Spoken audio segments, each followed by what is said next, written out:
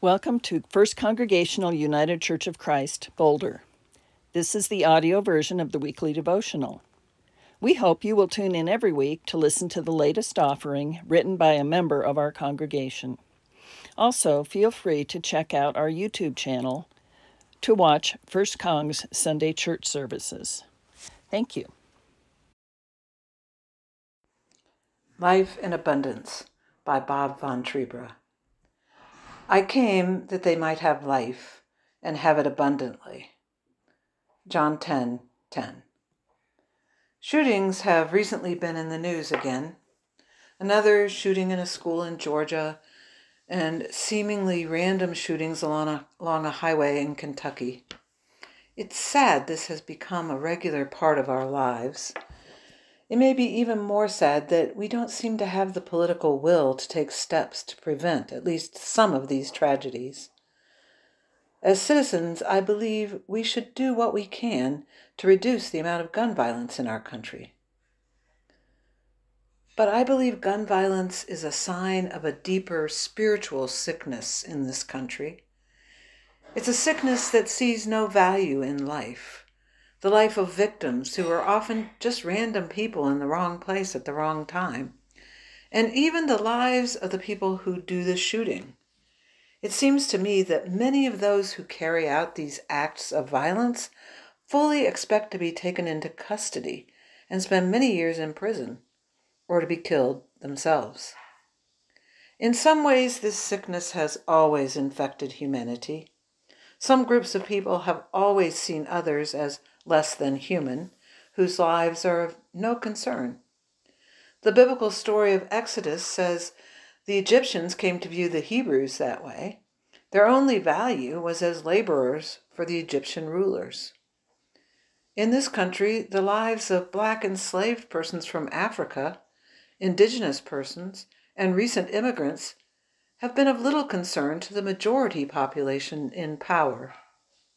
Depression and mental illness have led people to take their own lives because they could not see a hopeful future for life. In some cases, they did it because they believed it would protect their loved ones from shame. It never does. But those who plan and carry out these recent mass shootings seem to have no regard for human life whatsoever. I don't know how to deal with this kind of spiritual sickness. Legislation and laws may reduce the numbers of casualties, but they don't cure the disease. Maybe someday research into the complexities of the human brain might find a cause and ways to restore health. But for now, brain science still seems to be in its infancy. But I believe that Jesus came to show us that life matters to Him and to God.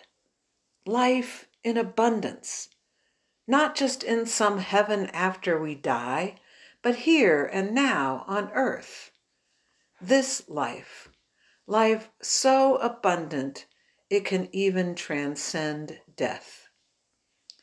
That is one of the ways Jesus came to save us.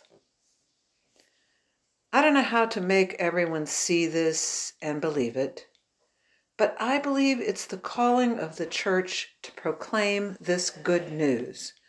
And it's the calling of those who follow Jesus to find that abundant life and live it. Life is a miracle, a gift, even in the face of difficulty and pain and powers that would deny it.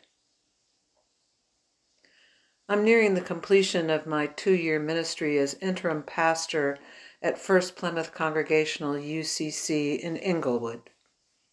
One of the final educational programs I offered was a confirmation class for several youth in the church.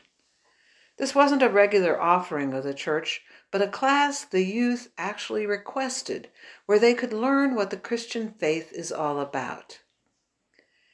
Maybe they're looking for abundant life.